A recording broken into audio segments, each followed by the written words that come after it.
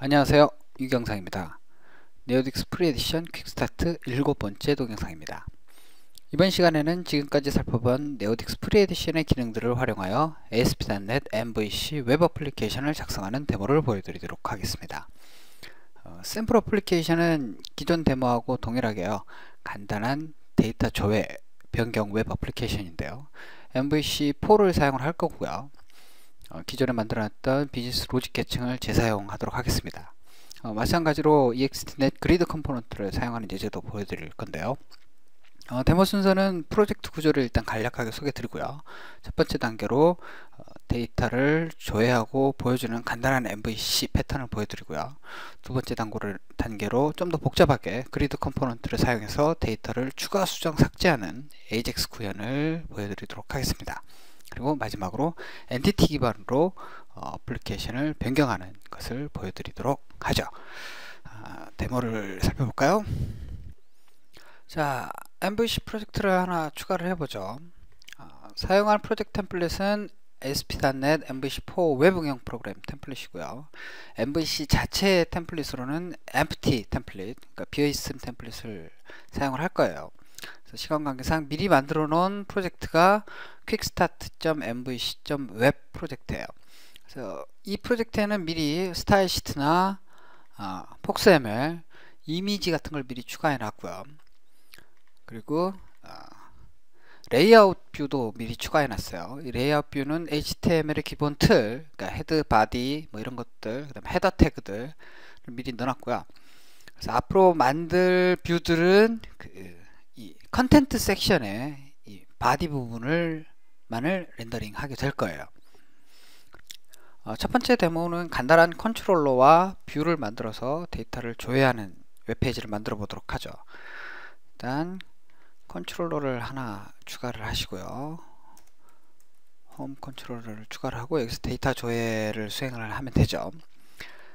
데이터 조회는 예전부터 썼던 비즈니스 로직 컴포넌트를 사용을 할 거예요.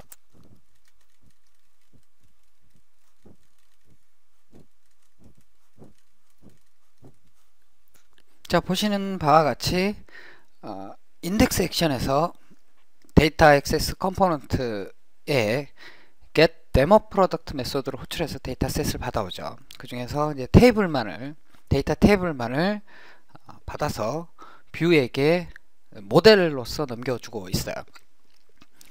자, 뷰를 한번 만들어 볼까요? 먼저 컨트롤러 이름에 해당되는 폴더를 하나 만들고요. 여기에 뷰를 추가를 하죠. 뷰 이름은 인덱스로 하고요. 뭐 강력한 형식 뷰 만들기는 뭐 쓰셔도 되고 안 쓰셔도 상관없지만 저는 뭐 데모니까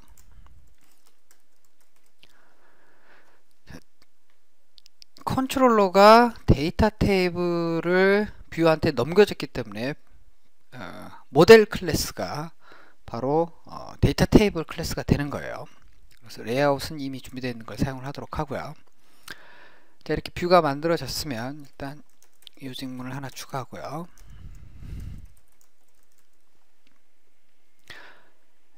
이제 이 내부에다가 데이터를 렌더링하는 코드를 집어넣으면 되는데요. 시간 관계상 미리 만들어 놓은 코드를 쓸게요. CSS 스타일 적용하는 부분이 이 부분이고요. 데이터는 테이블 태그를 이용해서 렌더링을 할 거예요. 그래서 헤드 지정이 되어 있고요. 이제 바디 부분에서 포이치 문을 써서 렌더링을 하면 돼요. 그래서 모델이 데이터 테이블이기 때문에 로우스 컬렉션을 사용할 수가 있게 되는 거고요. tr 태그를 렌더링 하고요. 자, 이런 식으로 렌더링을 하면 각 데이터 로우가 tr 태그로 매핑이 되고요. 각 컬럼은 td 태그로 매핑이 되겠죠. 나머지 부분은 미리 준비해 놓은 걸 사용을 하도록 할게요. 자, 이렇게 된 걸 수행을 한번 해볼까요? 자, 이런 식으로 결과가 나왔어요. 어렵지 않죠? 두 번째 데모는 좀 더 복잡한 예제를 해보죠. 이번에는 그리드 컨트롤을 사용을 해서요, AJAX 스타일로 데이터를 추가 수정 삭제하는 것을 한번 살펴보도록 할게요. 먼저 컨트롤러를 하나 추가하시고요.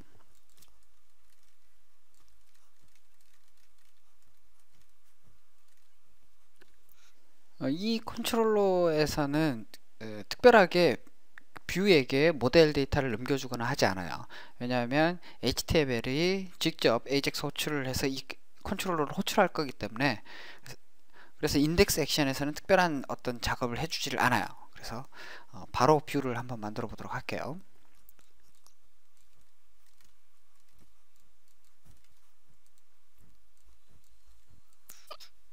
미리 준비되어 있는 그리드 컨트롤 설정 코드를 집어 넣어놨는데요. 대부분의 MVC용 서드파티 컨트롤들이 이런 형태예요. 그래서 코드를 통해서 속성들, 컨트롤의 속성들을 지정을 하는 형태인데요. EXTNet에 있는 그리드 패널에 대한 자세한 내용은 해당 사이트의 도움말에서 참고하시고요. 주목해서 보실 부분은 이 그리드가 데이터를 읽어올 때 AJAX 호출을 한다라는 거고요. 이 AJAX 호출은 그리드 데모 컨트롤러에 getProduct라고 하는 액션을 호출한다라는 거죠. 그래서 이 액션이 반환하는 제이슨 데이터를 그리드의 데이터로 사용한다라는 거예요. 그래서 컨트롤러에 해당 액션을 추가해 보죠. getProduct 액션은 앞서 예제와 마찬가지로 데이터 액세스 컴포넌트로 호출을 해서요, 데이터 테이블을 받아온 다음에 그 데이터 테이블을 제이슨 형태로 반환하는 건데요. 그리드 컨트롤이 제공하는 스토어라고 하는 익스텐션 메소드를 사용을 하면 그리드 컨트롤이 이해할 수 있는 AJAX 리턴 값, 즉 제이선 값이 만들어지죠. 한번 수행을 해볼까요?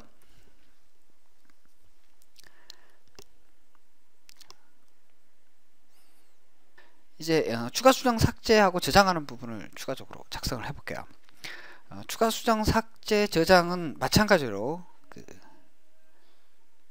AJAX 호출을 통해서 수행이 돼요. 그래서 이 경우에는 save 클릭이라고 하는 액션이 호출이 되고요.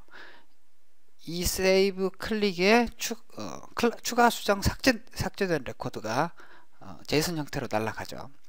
그러면 컨트롤러에서는 해당 그 제이선을 디시리얼라이즈 해서 적절한 데이터 형태로 바꾸고, 그걸 이용해서 비즈니스 로직 컴포넌트로 호출해서 데이터를 저장을 하는 거예요. 그래서 시간 관계상 이 코드도 미리 만들어 놓은 코드를 사용을 하도록 할게요. 세이브 클릭이라는 액션을 만들면 그리드 컨트롤이 제공하는 스토어 데이터 핸들러를 매개변수로 취할 수 있는데요. 이 스토어 데이터 핸들러에서 배치 오브젝트 데이터라고 하는 메소드를 호출하면 딕셔너리 형태로 디시리얼라이즈를 해줘요. 그래서 product라는 이 변수에 created, updated, deleted, 그러니까 추가 수정 삭제된 각각의 레코드들이 별도로 이렇게 들어가게 되죠.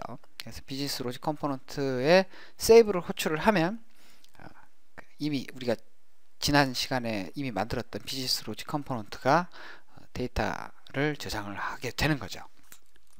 그래서 마찬가지로 이것도 한번 수행을 해보면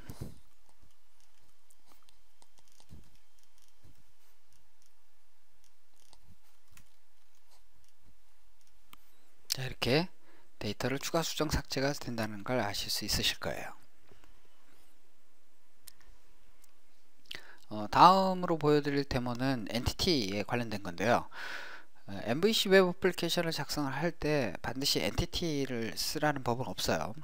지금까지 보신 대로 데이터 셋이나 데이터 테이블 혹은 뭐 딕셔너리와 같은 제너럴 데이터 컨테이너를 사용을 하셔도 되는데요. 네오딕스가 제한적으로나마 엔티티를 지원을 해요. 그래서 지금까지 만들어 놓은 전체 어플리케이션을 엔티티 기반으로 전부 바꿔보는 데모를 보여드리도록 할게요. 그래서 비즈니스 로직 프로젝트에다가 엔티티 클래스를 하나 추가를 하고요.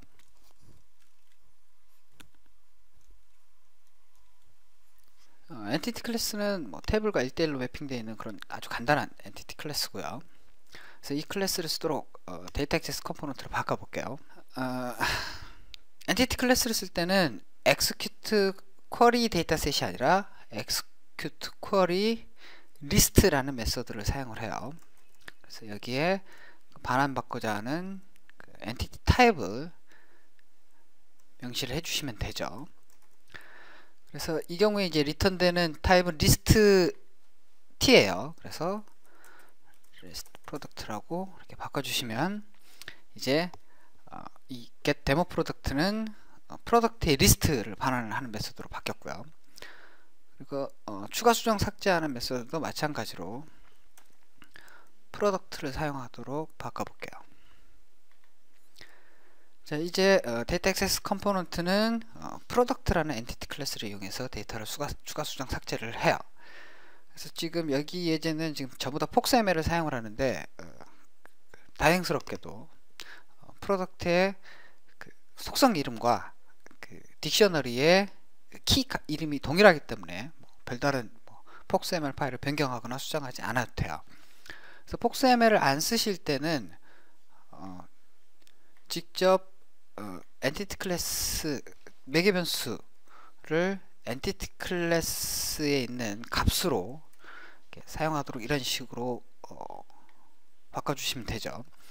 그러니까 딕셔너리가 아닌 엔티티 오브젝트의 속성들을 매개 변수 값으로 넘겨준달지 이런 식으로 폭스ML 안 쓰실 때는 사용을 하시면 돼요. 데이터 액세스 컴포넌트를 수정을 했으면 이제 비즈니스 로직 컴포넌트도 바꿔야겠죠. 그래서 더 이상 딕셔너리가 아닌 프로덕트를 사용하도록 이렇게 바꾸면 비즈니스 로직 컴포넌트에 대한 수정도 끝나요. 자, 이렇게 비즈니스 로직 컴포넌트를 바꿨으니까 이제 웹 어플리케이션을 바꿔야겠죠. 기존에 웹폼도 클래스를 사용하니까 바꿔보죠.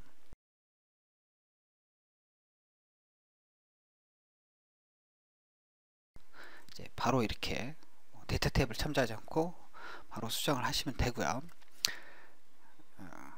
MVC 같은 경우도 리턴 값을 그대로 사용하도록 하고요.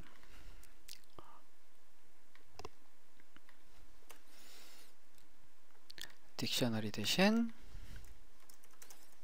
프로덕트 클래스를 사용을 하도록 하면 돼요. 자, 그 다음에 이제 뷰를 좀 수정을 해야 되는데요. 그리드를 사용하는 경우에는 뭐 크게 바꾸실 필요가 없는데요.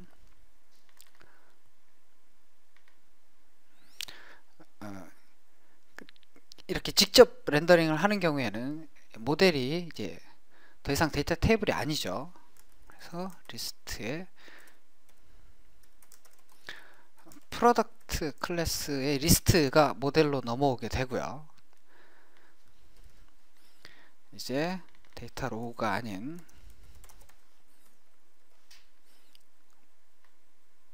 모델 자체가 리스트 프로덕트의 리스트 클래스이기 때문에 바로 모델에 대해서 포이 지문을 수행을 하면 되고요.